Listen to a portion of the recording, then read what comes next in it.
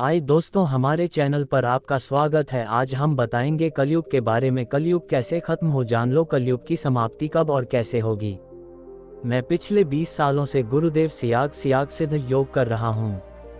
ये रोज 15 मिनट सुबह और शाम ध्यान करने की सरल, सहज, प्रभावी, सुरक्षित और निःशुल्क विधि है जो सामान्य लोगों के लिए है। यह विधि भौतिक और आध्यात्मिक दोनों पक्ष साथ लेकर चलती है साधक के। अब आपका सवाल देखते हैं। इसका जवाब सही तो शायद ही कोई दे, क्योंकि अगर सही जवाब मिल जाए दिनांक सहित तो दुनिया में उथल पुथल मच जाएगी और वही ईश्वर कभी नहीं चाहेगा। जो होगा तरीके से, वैज्ञानिक विधि से होगा। महर्षि अरविंद घोष के अनुसार कलियुग का अंत 2020 से शुरू हो जाएगा। लगता है वर्तमान की घटनाएं उसी ओर इशारा कर रही है। इंसान बेबस सा सब देख रहा है। हमें क्या करना चाहिए? ऐसे विकट समय में अध्यात्म को अपनाना ही सर्वोत्तम उपाय है। अध्यात्म वाला इंसान ईश्वर की मर्जी से चलता है, इसलिए उसके लिए सही रहेगा। और ईश्वर का नाम लेते लेते ही दुनिया से कूच कर गए तो भी टेंशन वाली बात नहीं है। धरती पर इंसान ईश्वर प्राप्ति के लिए ही आता है, बाकी तो लीला है सब। सबसे बड़ा मकसद यही है। इसके लिए कुछ न कुछ करके अपनी यह साइड मजबूत कर लेनी चाहिए। मेरा यह विचार बहुत से तर्क वितर्क, बहस, पठन पाठन के उपरांत पक्का हुआ है। सौभाग्य से गुरु भी बहुत प्रभावशाली और समर्थ मिल गए, इसलिए मन में एक शांति है कि जो होगा अच्छा होगा। जब तक सही गुरु नहीं मिल जाए, मेरे अनुभव से एक काम करना चाहिए। लोगों के लिए मन में सद्भावना रखना, गलत कार्य नहीं करना, योग और ध्यान करना, ईश्वर से प्रार्थना करना कि हमें सही गुरु मिले। ये करते रहने से आध्यात्मिक मार्ग स्पष्ट होने लगता है। कलयुग का अंत कब होगा? कलियुग समाप्त हो चुका है, चौंकिए मत, ये सत्य है। कलियुग 26 जुलाई 2014 को खत्म हो गया। पुराणों में कलियुग समाप्ति पर सूर्य, चंद्रमा और बृहस्पति ग्रह की जो स्थिति बतलाई गई है वह 26 जुलाई 2014 को 3:11 पर बनी थी। पूर्व में कलियुग समाप्त का आंकलन 1984 और 1999 में किया गया था, लेकिन तब पुराणों में वर्णित स्थिति नहीं बनी।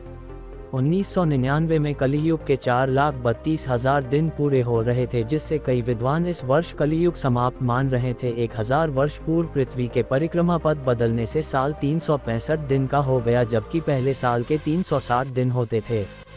इस परिक्रमा पथ बदलने से कलियुग 4,32,000 दिन की बजाय 4,37,479 दिन बाद खत्म हुआ। ध्यान रहे, सतयुग 33,986 BC से 24,986 BC तक चला। त्रेता युग 24,986 BC से 15,986 BC तक। द्वापर युग 15,986 BC से 6,986 BC तक। कलियुग 6986 BC से 2014 ईस्वी सन तक चला। चतुर्युगी कलियुग ईस्वी सन 814 से शुरू होकर 2014 को खत्म हो गया। इससे पूर्व चतुर्युगी कलियुग, जिससे अधिकतर लोग भ्रमित होते हैं, 23,186 BC से 21,986 BC तक चला था, और दूसरा कलियुग 11,186 BC से 9,986 BC तक चला था। ये दोनों कलियुग 4,32,000 दिन के थे। पुराणों में लिखा है कि परशुराम तीनों युगों में जीवित थे। आपको बता दें कि परशुराम 322 साल जीवित रहे। उनका समयकाल 7296 BC से 6974 BC तक था। इस समयकाल में महायुग वाला द्वापर युग 15,986 BC से 6,986 BC गुजरा। चतुर्युगी सतयुग 9986 BC से 5,186 BC भी इस समय काल में गुजरा, और महायुग वाला वर्तमान कलियुग 6986 BC से इसी समय शुरू हुआ। इस तरह परशुराम की 322 वर्ष की उम्र में 3 युग बीत गए, जिस पर आज के विद्वान कभी ध्यान नहीं देते। पुराणों की कथाओं की गहराई में जाकर सच्चाई का पता करें। वर्तमान में संधि काल चल रहा है। अब युधिष्ठिर ने बंदी बने नकुल से पूछा। नकुल ने कहा, भैया मैंने उत्तर दिशा की ओर देखा कि बहुत सारी सफेद गायें अपनी बच्चियों के साथ वहां घूम रही थी, लेकिन जब गायों को भूख लगती थी तो वह अपनी बच्चियों का दूध पी रही थी, जो कि बहुत ही अजीब था। युधिष्ठिर ने कहा, कलयुग में माताएं बेटी के घर में रहकर उन्हीं का अन्न खाएंगी, क्योंकि बेटे माँ बाप की सेवा नहीं करेंगे और उन्हें त्याग देंगे। जैसे ही युधिष्ठिर ने जवाब दिया, नकुल को भी छोड़ दिया गया। अंत में युधिष्ठिर ने सहदेव पूछा। सहदेव ने कहा, भैया मैंने एक बड़ी सोने की शिला देखी जो चांदी के एक सिक्के पर टिकी हुई थी, जो कि डगमग हिल रही थी फिर भी गिरती नहीं थी। युधिष्ठिर बोले, कलयुग में पाप धर्म को दबाता रहेगा फिर भी धर्म जिंदा रहेगा, खत्म नहीं होगा। युधिष्ठिर का जवाब सुनकर सहदेव को भी छोड़ दिया जाता है। ये सारी बात सुनकर युधिष्ठिर ने दरबान को प्रणाम करते हुए कहा, हे महात्मन, मैं जान गया हूँ कि आप दरबान नहीं हो, कृपया आप हमें आपका वास्तविक परिचय दें। तत्पश्चात शनि देव अपने असल स्वरूप में प्रकट हुए और युधिष्ठिर की प्रशंसा करते हुए कहा कि युधिष्ठिर, मैं तुम पांचों भाइयों की परीक्षा लेने आया था। शनिदेव ने कहा, युधिष्ठिर, तुमने सही उत्तर देते हुए भविष्य के समाज का रेखाचित्र भी प्रस्तुत कर दिया है कि कलयुग में जीव का स्वभाव कैसा होगा। अंत में शनिदेव ने युधिष्ठिर से वरदान मांगने को कहा। युधिष्ठिर ने शनिदेव से कहा कि प्रभु, यदि आप मुझसे प्रसन्न हैं तो मुझे ये वरदान दीजिए कि कलयुग में जो भी श्रीहरि नारायण की पूजा और भक्ति पूरे भाव से करेगा, उसके घर में कभी कलिकाल का प्रवेश नहीं हो पाए। शनिदेव तथास्तु कहते हुए अंतर्ध्यान हो गए। फिर पांचों पांडव घने वन की ओर प्रस्थान कर गए। आज के इस कलयुग में ये सारी बातें सच भी साबित हो रही है। साथ ही साथ यह भी सच है कि जिस भी घर में नारायण की पूजा और भक्ति विद्यमान है, वहां सदैव नारायण का वास होता है। मनुष्य का एक मास, पितरों का एक दिन रात, मनुष्य का एक वर्ष, देवता का एक दिन रात, मनुष्य के 30 वर्ष, देवता का एक मास, मनुष्य के 360 वर्ष, देवता का एक वर्ष दिव्य वर्ष, मनुष्य के 4,32,000 वर्ष, देवताओं के 1200 दिव्य वर्ष अर्थात एक कलियुग, मनुष्य के 8,64,000 वर्ष, देवताओं के 2,400 दिव्य वर्ष अर्थात एक द्वापर युग, मनुष्य के 12,96,000 वर्ष, देवताओं के 3,600 दिव्य वर्ष अर्थात एक त्रेता युग, मनुष्य के 17,28,000 वर्ष अर्थात देवताओं के 4,800 दिव्य वर्ष अर्थात एक सतयुग। इस सब का कुल योग मानव के 43,20,000 वर्ष अर्थात 12,000 दिव्य वर्ष अर्थात एक महायुग या एक चतुर्युगी चक्र। सतयुग 4,800 दिव्य वर्ष, 17,28,000 सौर वर्ष। त्रेतायुग 3,600 दिव्य वर्ष, 12,96,100 सौर वर्ष। द्वापर युग 2,400 दिव्य वर्ष, 8,64,000 सौर वर्ष। कलियुग 1,200 दिव्य वर्ष, 4,32,000 सौर वर्ष। इस मान से कलियुग का काल 4,32,000 साल लंबा चलेगा। अभी कलियुग का प्रथम चरण ही चल रहा। कलियुग का प्रारंभ 3102 ईसा पूर्व से हुआ था, जब 5 ग्रह मंगल, बुध, शुक्र, बृहस्पति और शनि मेष राशि पर 0 डिग्री पर हो गए थे।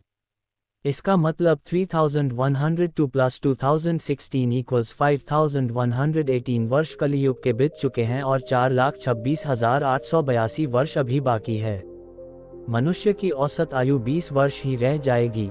5 वर्ष की उम्र में स्त्री गर्भवती हो जाया करेगी। 16 वर्ष में लोग वृद्ध हो जाएंगे और 20 वर्ष में मृत्यु को प्राप्त हो जाएंगे। इंसान का शरीर घटकर बौना हो जाएगा।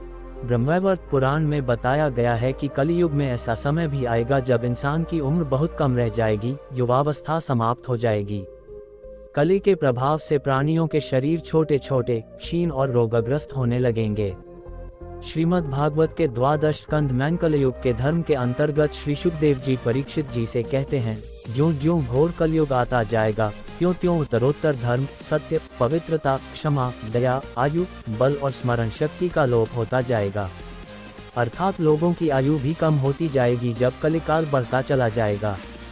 कलयुग के अंत में जिस समय कल की अवतार अवतरित होंगे, उस समय मनुष्य की परम आयु केवल 20 या 30 वर्ष होगी।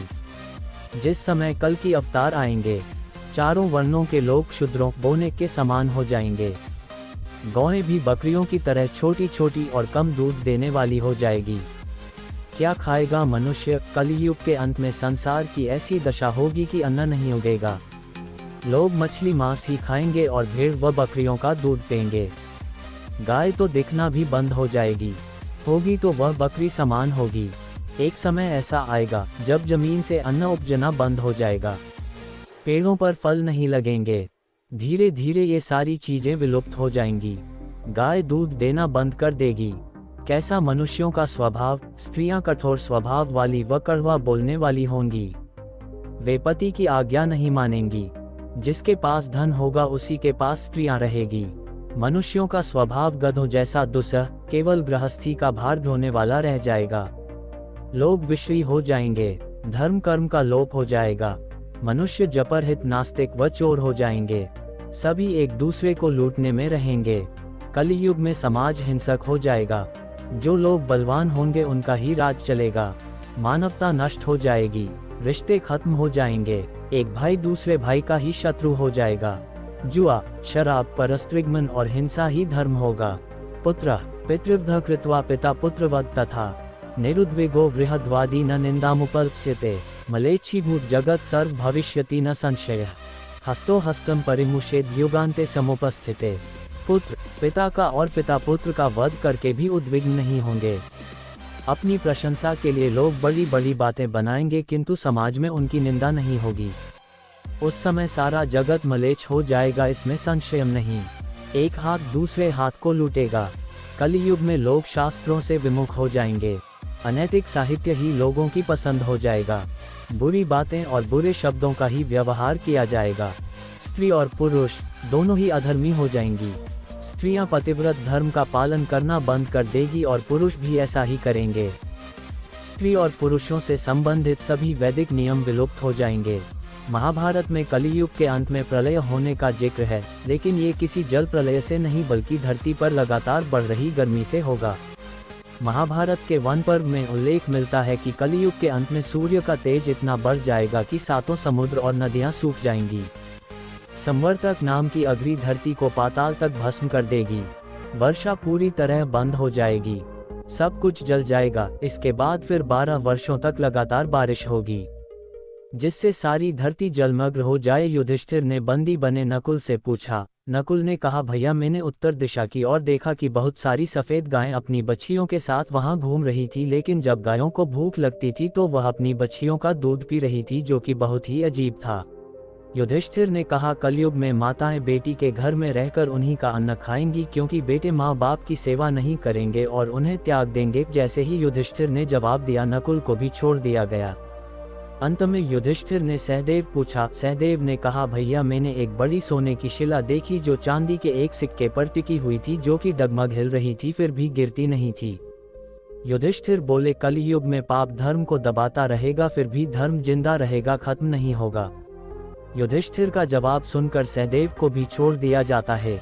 ये सारी बात सुनकर युधिष्ठिर ने दरबान को प्रणाम करते हुए कहा, हे महात्मन, मैं जान गया हूँ कि आप दरबान नहीं हो, कृपया आप हमें आपका वास्तविक परिचय दे। तत्पश्चात शनि देव अपने असल स्वरूप में प्रकट हुए और युधिष्ठिर की प्रशंसा करते हुए कहा कि युधिष्ठिर, मैं तुम पांचों भाइयों की परीक्षा लेने आया था। शनिदेव ने कहा, युधिष्ठिर, तुमने सही उत्तर देते हुए भविष्य के समाज का रेखाचित्र भी प्रस्तुत कर दिया है कि कलयुग में जीव का स्वभाव कैसा होगा। अंत में शनिदेव ने युधिष्ठिर से वरदान मांगने को कहा। युधिष्ठिर ने शनिदेव से कहा कि प्रभु, यदि आप मुझसे प्रसन्न हैं तो मुझे ये वरदान दीजिए कि कलयुग में जो भी श्रीहरि नारायण की पूजा और भक्ति पूरे भाव से करेगा, उसके घर में कभी कलिकाल का प्रवेश नहीं हो पाए। शनिदेव तथास्तु कहते हुए अंतर्ध्यान हो गए। फिर पांचों पांडव घने वन की ओर प्रस्थान कर गए। आज के इस कलयुग में ये सारी बातें सच भी साबित हो रही है। साथ ही साथ यह भी सच है कि जिस भी घर में नारायण की पूजा और भक्ति विद्यमान है, वहां सदैव नारायण का वास होता है। अंतिम बात, दोस्तों कमेंट के माध्यम से यह बताएं कि शनिदेव ने बताई कलयुग की भविष्यवाणी की कहानी वाला यह आर्टिकल आपको कैसा लगा। हमने पूरी कोशिश की है आपको सही जानकारी मिल सके। आप सभी से निवेदन है कि अगर आपको हमारी पोस्ट के माध्यम से सही जानकारी मिले तो अपने जीवन में आवश्यक बदलाव जरूर करें। फिर भी अगर कुछ क्षति दिखे तो हमारे लिए छोड़ दे और हमें कमेंट करके जरूर बताएं, ताकि हम आवश्यक बदलाव कर सके। हमें उम्मीद है कि आपको शनिदेव कलयुग वाला यह आर्टिकल पसंद आया होगा। आपका एक शेयर हमें आपके लिए नए आर्टिकल लाने के लिए प्रेरित करता है। ऐसी ही कहानी के बारे में जानने के लिए हमारे साथ जुड़े रहे। धन्यवाद। Folded hands.